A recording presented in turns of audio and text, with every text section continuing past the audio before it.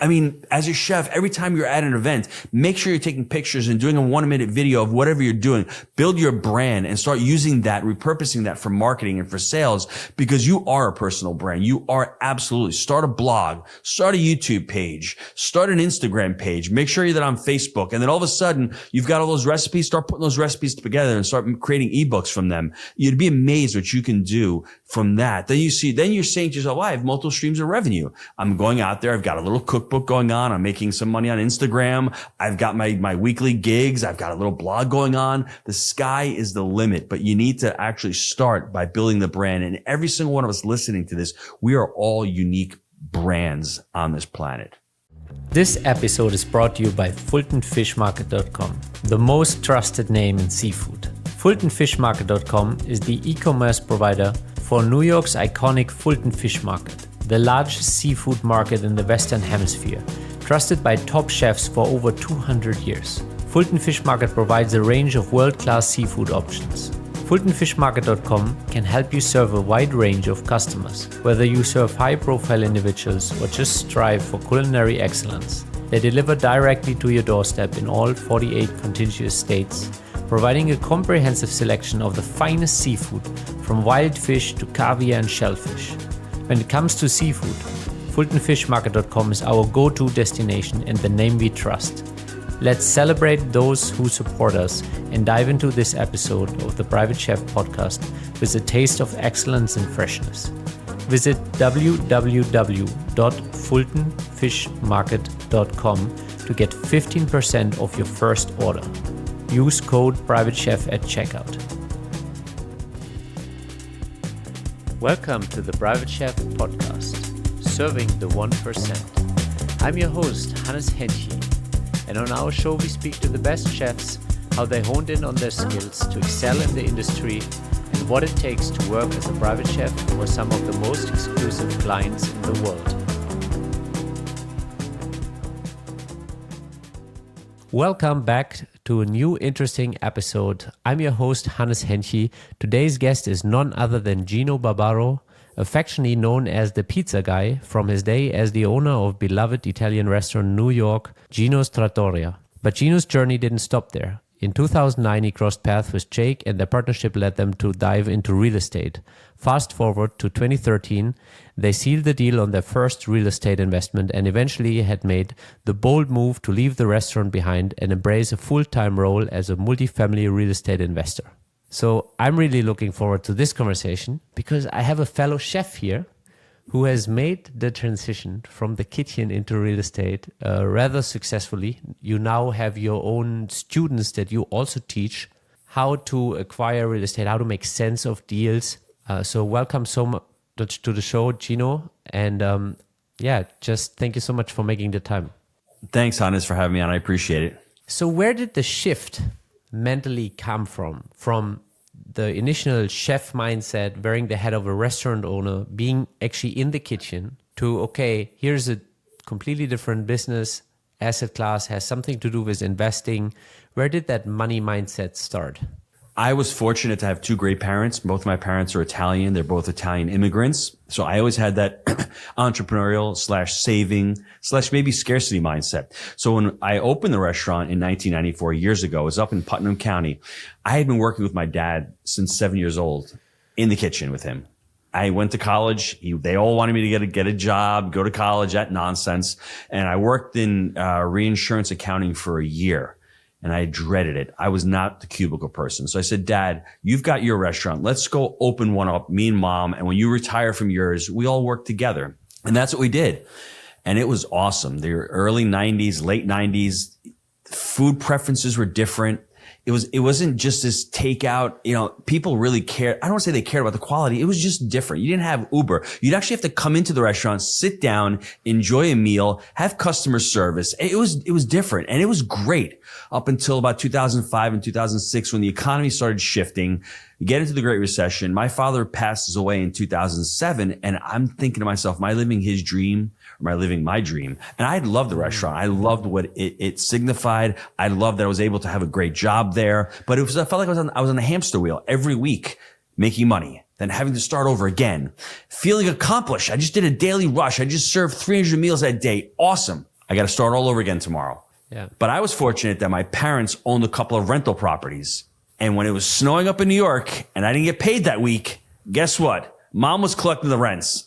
And I'm like, damn, another week I'm not getting paid, but she's getting paid because we own the restaurant. She owned the building and there's 3 apartments upstairs. So she's getting $4 or $5 grand a month from those rents. And I ain't getting nothing because it's snowing. So that's where it really started. And in 2008, I'm like, I got to do something. This Great Recession's killing me. Everyone's making money out here except for me. I'm working harder.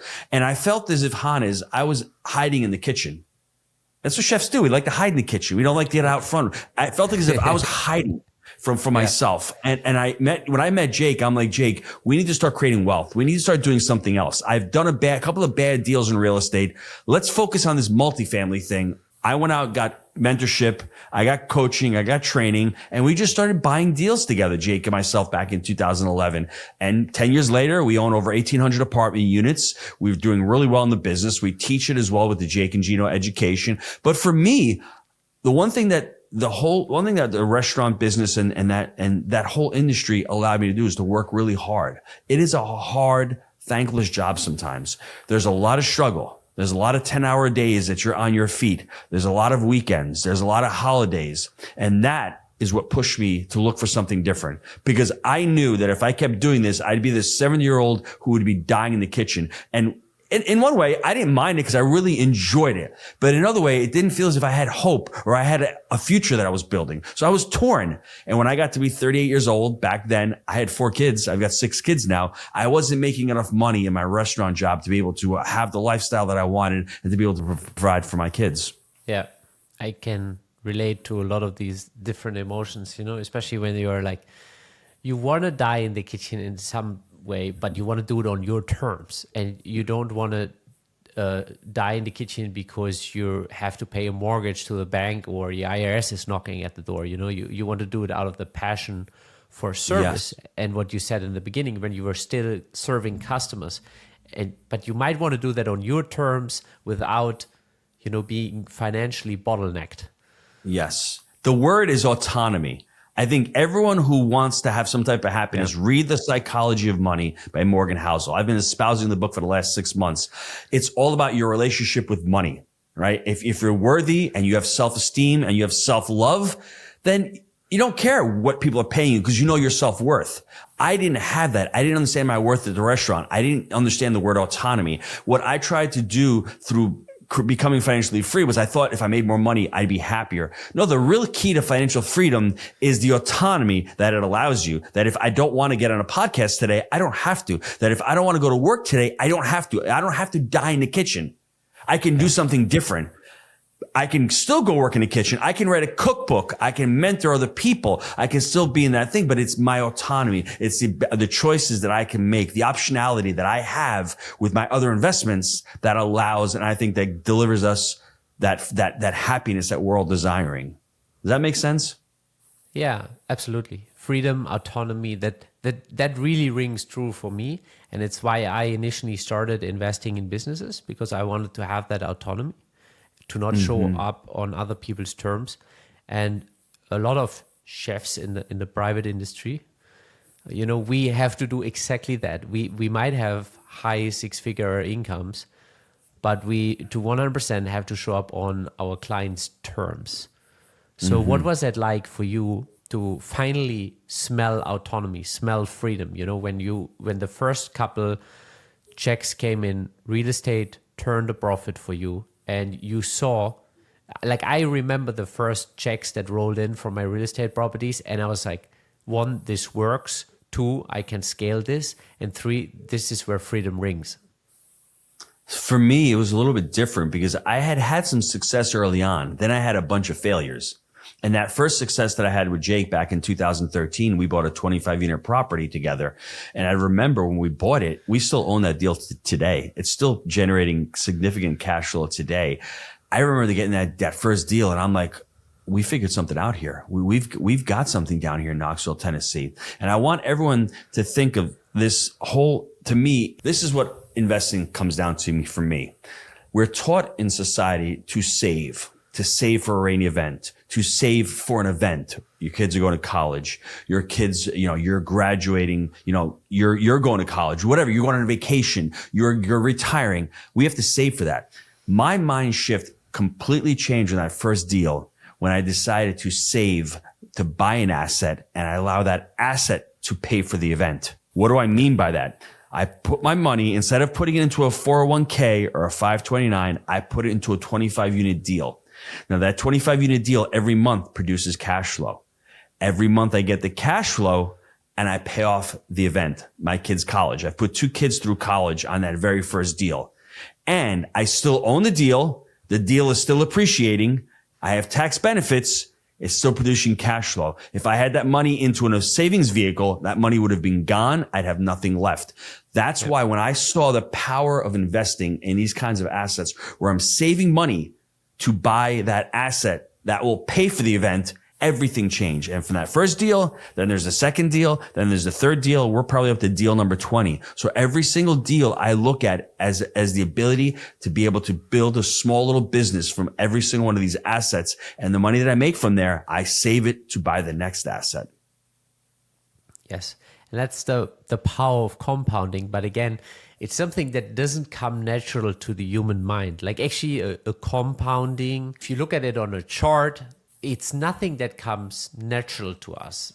So where do you think you really shifted from understanding I go to work incrementally every day and I start from zero and I can add maybe something incrementally, to understanding the power of now owning 20 deals where wealth really starts compounding and the curve just accelerates? From listening to all those experts like Zig Ziglar and Jim Rohn and Tony Robbins and T. Harv Eker and Rich Dad, Poor Dad, listening to all of them and experiencing it. It takes years to get good at something. And you're working, and you don't see that much results.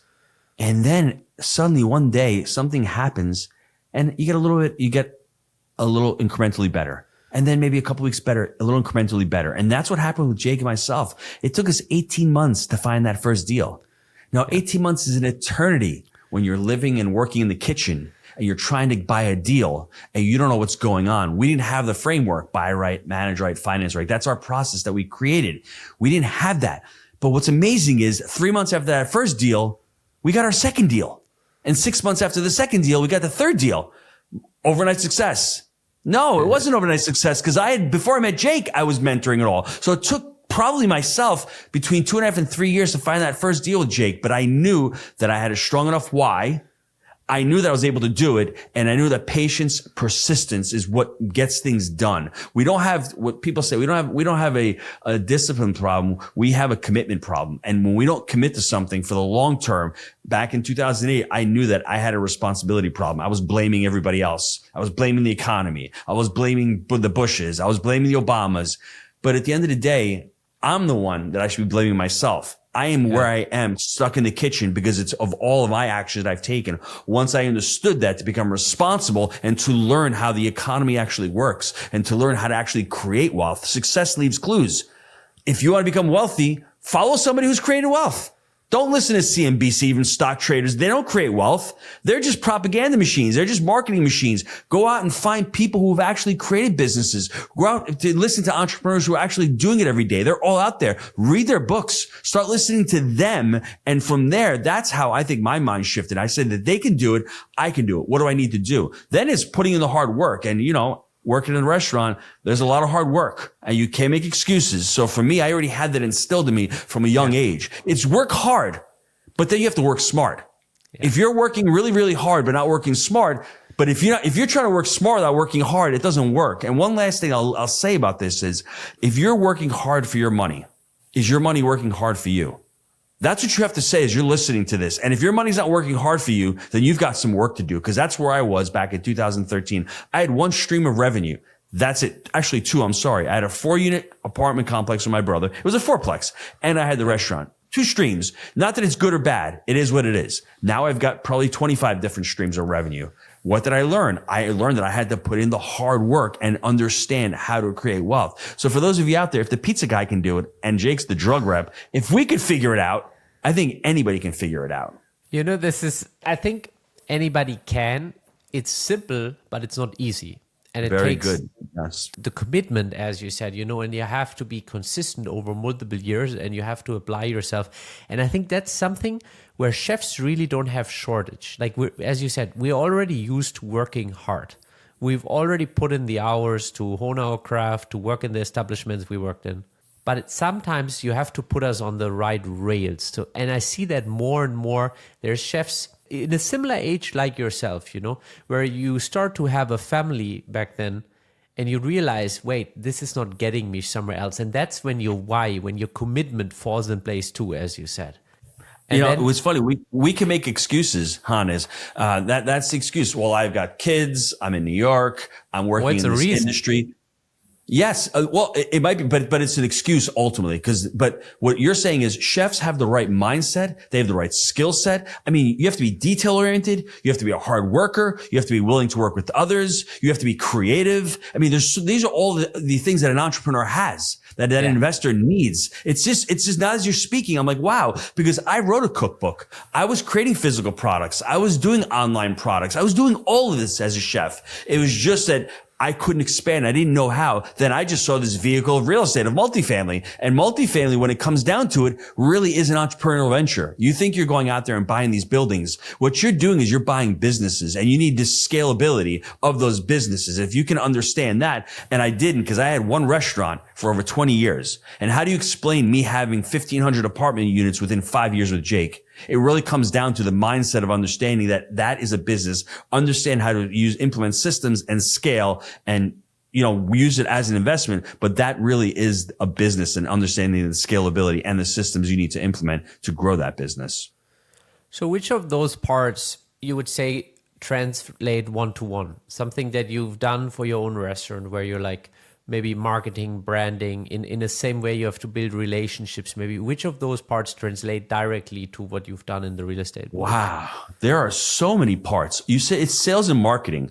And if you want to really, you want to sell yourself as a chef, you need to market yourself. You need to create a brand. And it's the same thing in multifamily. If you want the brokers to call you, you have to create a brand. You have to become a thought leader. You have to really become an expert. You have to become an expert in that space. And it's the same thing when you're a chef. You have to understand your craft, right? You have to understand what you're trying to put together. Then there comes a detail, then actually planning your day out, making sure that things work out. And that's what most entrepreneurs who are visionaries really fail.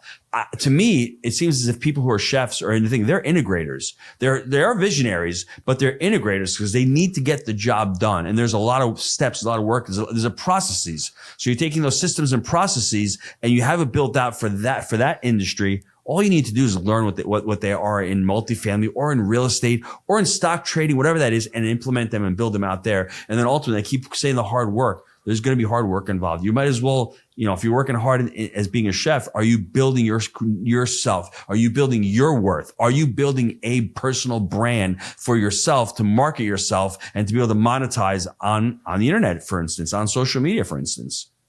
Yeah. Is that something that you used to do when you still had the restaurant?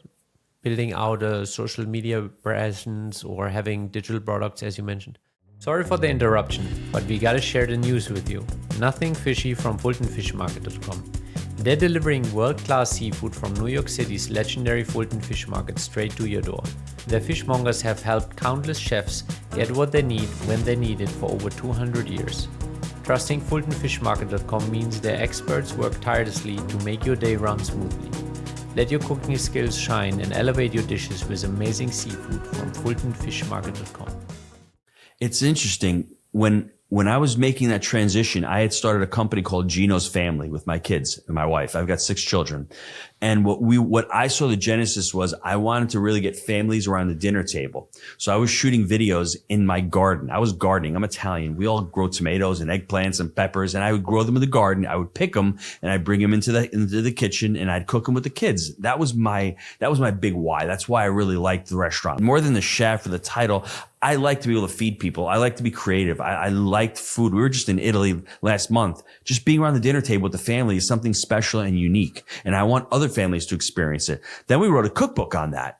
Then we started selling physical products to be working in the garden. So I saw all of that coming. I just didn't get as enamored with YouTube or his Instagram because it was about 10, 12 years ago. It had not exploded like it is now. But if you're out there as a chef, I mean, we put up a video on, we still do a lot of cooking at home. We'll put up videos on our Instagram page, the Jake and Gino page. They'll get thousands of views. I'll be talking about creating wealth, 300-400 views. I'll be talking about how to make pizza, 10,000 views. It's so well. I mean, as a chef, every time you're at an event, make sure you're taking pictures and doing a 1-minute video of whatever you're doing.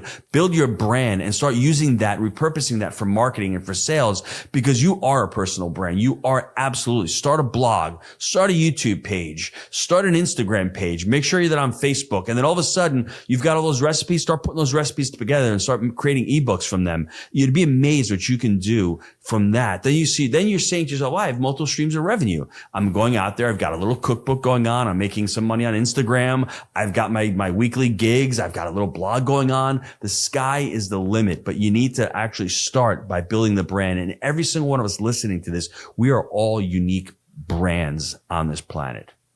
Yeah.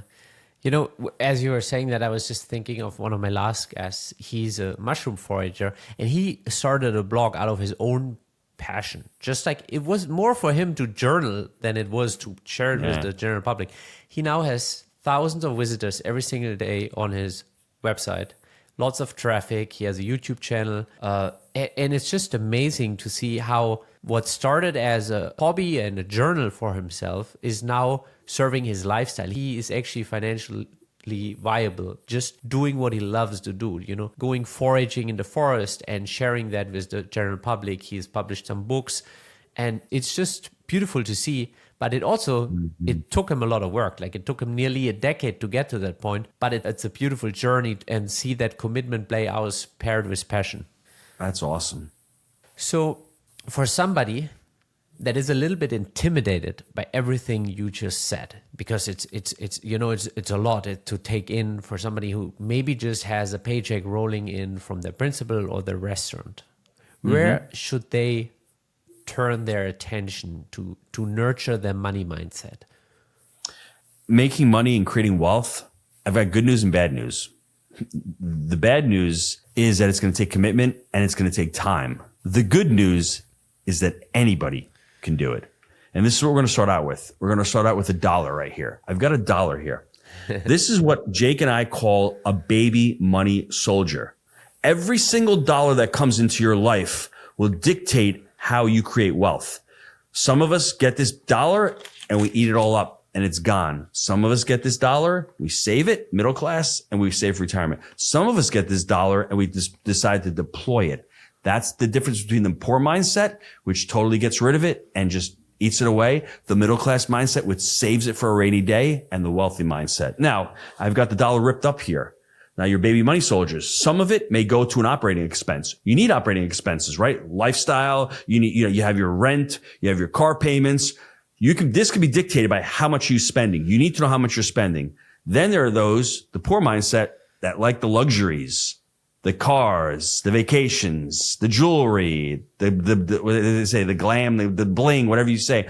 Those, if you have that part of your baby money, so that part of your dollar that you use for luxuries, you're killing your baby money soldiers. The idea is to save as much money and to put your baby money soldiers to work so they can procreate, right? The next one, this part of your baby money soldiers is what you're going to save, and you're going to send these baby money soldiers out to fight. These baby money soldiers are going to buy deals, invest.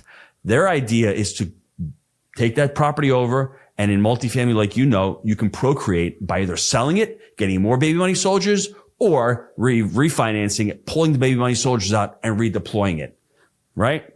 You got this one over here. You can't send them all out. You can't spend them. You need some baby money soldiers in reserve. Let's put these in reserve, because when something happens, we lose a job, we find another deal. We just have something happen in our lives. This dollar right here is going to help you. And I think finally, a couple more, but this one over here, this is for charity. If you want to give money to somebody, this baby money soldier is very difficult because there's no really ROI. It's more of an ROI in your life than it is an ROI in the baby money soldier. But I think you need to do that. And we have this baby money soldier here. This is all about education. This is a huge one, Most people don't spend any money on their education. I'm not talking about college. I'm talking about skills. I'm talking about going in like I did with the mentorship, hundreds and hundreds and hundreds of thousands of dollars on mentorship, on education, being able to invest in myself. That's in myself. So if you want to really wrap this thing down, to create wealth, you have to understand that every dollar you have is a powerful dollar. How you deploy that dollar will ultimately make you understand how to create wealth. The more baby money soldiers you kill by your operating expenses and luxuries, the less that can go on the battlefield. The more that you can deploy, procreate, and redeploy, that's what's going to create wealth. And what you said before about the compounding interest, the reason why it takes a few years is because you want them to redeploy and reprocreate. And it was fortunate for me that the first couple of years, I still stayed at the restaurant. So all those baby money soldiers that Jake and I kept procreating, all the millions of dollars that we had refinancing, I wasn't going on vacations. I was putting those back into the next deal. Conquering over the next property, the next territory. And if you understand that at its base level, you can start out with $10, $100, $10,000. And it does not matter how much money you make in a year. If you make $6 million a year, but you're killing all of your baby money soldiers, you're not going to create wealth. If you're making $200,000 a year, but you are a steward of your baby money soldiers and you know how to direct them, it will only take you a few years to be able to understand how to play the game. And then all of a sudden you're deploying them, efficiently. And at some point, I would put the luxuries off for as long as possible because you want that part of the money you're spending for luxuries to go into your businesses or to go into your investments so they can continue to procreate. But that's the long story of the baby money soldiers. But ultimately, that's what people will tell you. It's really about directing your future, your investments, and making sure that you're not wasting that money and actually putting that into those investments. Yeah. And that's a tough part, especially I would say in America, where people are very used to maybe swiping the credit card one more time to have a certain experience, or a new iPhone 15 is out, or the new MacBook, the new Nikes, and where the culture is almost a little bit seductive to, be shiny and bling and be up to the latest items, whatever it is in fashion or technology. And it takes that personal discipline to be like, okay, I know what I can live a happy life with, and I know what I'm working towards. And the compounding happens on top of those factors, as you said. And, ideally, like yourself, if you are able to keep your income, whether that's a business you have or you're a private chef or you're working in a restaurant, if you have that steady discipline with your income and you keep adding that to your investments, that's when after some time, you can literally have a completely new income that's the size of your original income. Mm-hmm. Hannes, what I would say is I would challenge everybody listening to this right now. Why is it that you're buying the new bling? And I'm not here to judge anybody, but usually what I witnessed in my life, I'm a life coach and I've spoken to hundreds of Jake and Gino students. And I ask them a lot, well, why are you buying the extra car or why are you buying the jewelry? It really comes down to a lot of times of not enough self-love or low self-esteem, thinking that item will provide for that. And for me, when you're starting your journey early on, you can't have experiences and create wealth at the same time. There's got to be some type of delay of gratification. I've taught all 6 of my kids this. You can't have everything at whenever you want it. That's so important to understand that. And if you can just delay the gratification, let me give you a quick story. My son was 16 years old at the time. He's into musician. He's a musician, loves to play the guitar. And he comes to me, he goes, Dad, I want to buy this new amplifier. It's $1,500. I'm like, Mike, you got $5,000 in the bank. I don't want you buying an amp for $1,500. So what is that, 30% of your net worth? And he battled me back and forth for months until he finally didn't do it. He invested that $5,000 into one of my deals. It was 2018. That $5,000 has grown to mid six-figure worth in just 5 years. We've refied deals. And I've made him understand, not spend that money today. You're going to have a lot more money spending 3 or 4 years down the road. And now it's the irony is we have a deal in the contract. And he said to me about a week ago, Dad, I'm going to buy a couple of guns. He's also into guns, right? So I said, okay. I said, we got a deal in the contract. And he's like, well, guess I'm not buying the guns, Dad, because he's got capital in the bank. He's going to put that capital work in a deal. And when that deal produces capital, cash flow, he'll buy the guns. So that one little tweak, that one little shift in his mindset, understanding to delay that gratification, because you don't really need the amplifier. You already have 3, Michael. You don't need a 4th one. If you did need one, I could help you out, but let's delay that gratification. Let's put that money to work, because your money's not working hard for you. You're working hard for your money. Once that money starts working for you, all of a sudden, the fruits of the labor, you have that money. You can use some baby money soldiers to put into the next deal, and you can use some of those for luxury. Yeah. And I think that's one of those important shifts. And it's something that didn't come natural to me initially. I understood that equity in businesses could give me a better upside than just trading my time basically. But also something you said earlier, somebody that earns, even if it's 7 figures or something, and they spend every dollar of what they earn, they'll still be poor. And that's something that I see a lot in the private space, whether it's private chefs, nannies, pilots, they adapt to the lifestyle of the people that they serve. So suddenly I see the nanny running around with $400 shoes. And I'm like, you're not the billionaire's wife. Like, you don't wear her shoes, at buying your own. But don't spend your 6-figure income like that. Like, be a little bit wise with it, Right now is your season to plant seeds and set yourself up so that 10 years, 15 years from now, you truly have autonomy, as you said earlier. Mm-hmm. It's almost heartbreaking sometimes to see how people that, you've lived in New York, people that make so much money just blow it all because the money mindset isn't there. So I think that anybody who starts getting their mindset wrapped around deploying those tiny money soldiers, as you put it, it just also brings a certain peace of mind for the future. It's knowing that, you own the process in a way where you don't have to show up every single day to earn the reward, but that there is a point in time where you can look into the future and be like very confident that you're in charge of the circumstances of yourself and your family.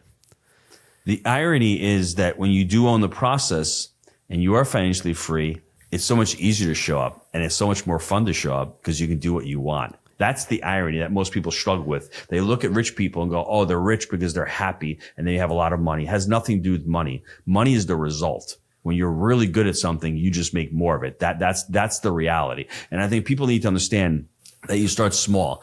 And if a nanny's wearing $400 shoes, I don't even have $400 shoes, and I could buy $400 shoes. I think that's silly. I think understand the relationship you have with money. Go back into your childhood. Do a deep dive of all of the thoughts and all the processes and of your self-worth and all of that, and say to yourself, why am I making these decisions? Why am I hiding in the kitchen? Why am I not taking more risk? Why am I not investing my money? Why do I need to save my money? These are things that I'm just popping up right now. And we're making these decisions unconsciously because of things that happened to us 30 and 40 years ago, of certain traumas. And trauma doesn't have to be good, or it doesn't have to be a bad trauma, but it could have been something that your father said to you or that your mother said to you and that you've held on for the last 30 years. My mother always said to me, stay small. We don't need to take risks. Well, if I'd listened to her, I'd be in New York during COVID with a restaurant that's shut down. So what's more risky? Taking risks and getting into multifamily and learning the process, or actually staying small and being in New York and not living a fulfilled life? It really comes down to what your beliefs are. Yeah. And the timing on that restaurant sale was just about perfect. Dude, once again, luck, right? Luck. But all the work leading up to it, the process, listing the process a year before COVID, working with brokers, finding a buyer, making sure that the contract went through. They had a 1031. Then we're at the closing table. I understand that they blow up over a $5,000 little, thing in the contract. I'm like, okay, you know what? Let's put $5,000 in escrow and let's just close. If I had blown that up for $5,000, the deal would not have closed, because a month later, COVID shut down and we would have lost everything. So there's a lot of luck involved in life, and a lot has to do with timing, but it has a lot to do with hard work and preparing yourself and putting yourself in the right situation to succeed. So did it always come natural to you to build a brand, to be out there, or is it something that you had to learn and where you had to get comfortable with it and find your voice, so to say? I was very uncomfortable. I'm what you call an introvert. Like I said, I was hiding in the kitchen, washing dishes.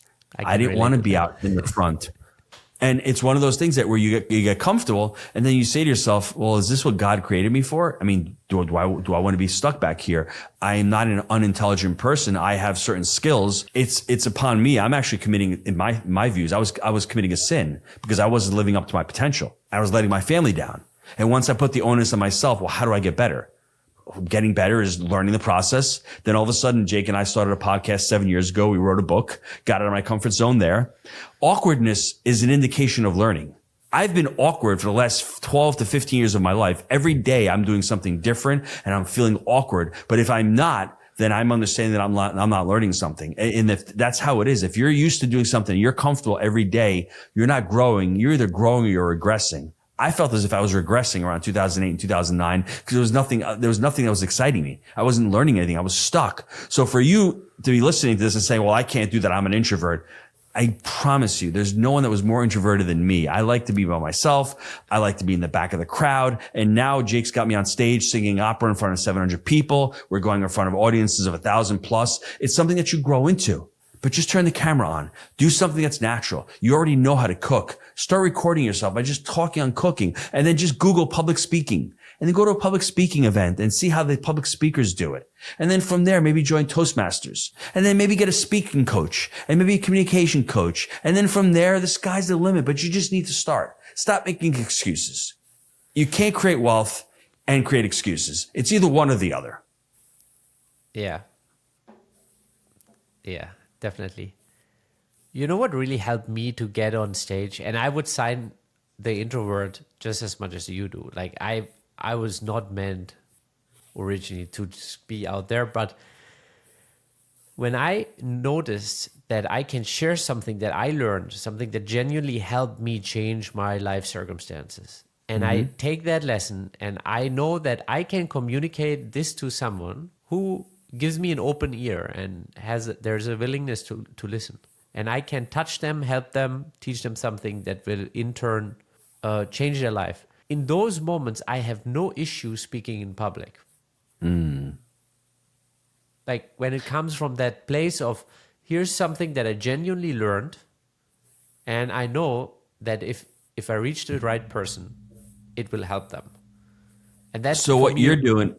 Yeah, what you're doing, Han, is, and this is important for everybody, Han is in that instance is being the guide of the story. He's not being the hero. He's not saying, hey, look at me. What he's doing is he's guiding the audience or guiding the person listening to them to tell him about his thing. And that's what great public speakers do. That's what people who write great stories do. They're not the heroes in their stories. The person listening should feel as if they're the hero, the person that's consuming the content, and the person telling the story is just guiding them through that. And that's why you feel that way, because it's a great feeling, because you're helping other people and you're impacting others' lives. And that's another one of those where people say, oh, people are just doing this to make money. No, most people that I know are doing this because they want to create impact and they want to help other people. Yeah. It's really success over significance. They want to become significant and they want to leave a legacy. And how do you do that? By helping others. And the more people you help, the more successful you'll feel, the more significance you have. And it's not just about monetizing, but it really is doing about something that you can ultimately affect others and help others. I mean, money is all fine, but the reward of genuinely having helped somebody, like whether it's getting a new connection that got them a new job, whether it's helping them with their first investment, whether it's returning money to LPs. I always say every check from an LP, that's a dream that we fulfill. Like every LP that receives a check from us, it's like, okay, they have their own vision. Maybe they put their children through college. Maybe it's a trip for them of a lifetime or something. So I think those are all different acts of service. And that's so much more rewarding than the financial reward of any of those things. Mm-hmm. And I agree. And there's one last point I'd like to make about all that. You may be saying to yourself, oh, well, I don't have the reach. I can't help people. And that was the problem that I had with the restaurant, is that we impacted a lot of people, but I never thought of it from that perspective. If you only impact one person, you're still impacting the rest of the world, because that one person shows up completely different to the rest of the world. And how he has or she has interactions with the rest of the world, or how he or she shows up, will be completely different. So you're not only just changing that one person, you're changing the rest of the world by affecting that one person. Yeah. And that's especially true if you work in the private service industry, working for some of the most elite people in the world. So It's also how I like to look at the industry. It's because you serve these clients, you have like maybe a minor degree on them, level of influence, but you have a certain influence of them. And if it allows them to show up literally in the world, on the world stage in a different way, I think that's a beautiful thing to do.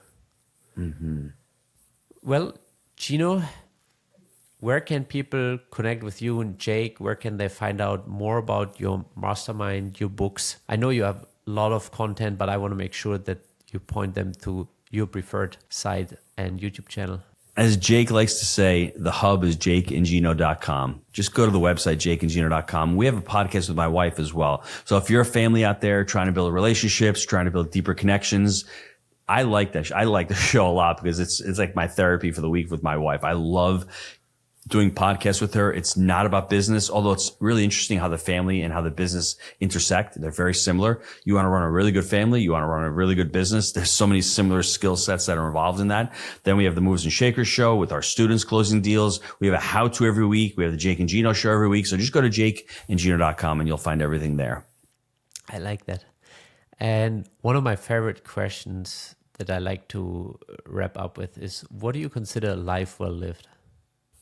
Playing with house money. And what I mean by that is once you've attained the financial freedom, you can do whatever you want. And most people, once they do that, it's not just retiring and traveling, right? I don't think most of us were born to work for 40 years and then say, I'm going to retire now and travel.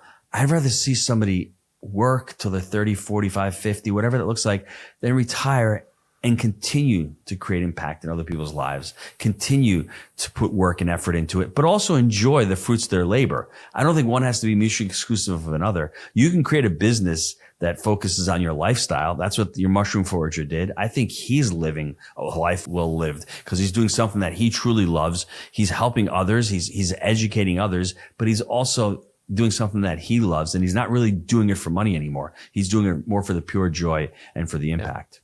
Yeah.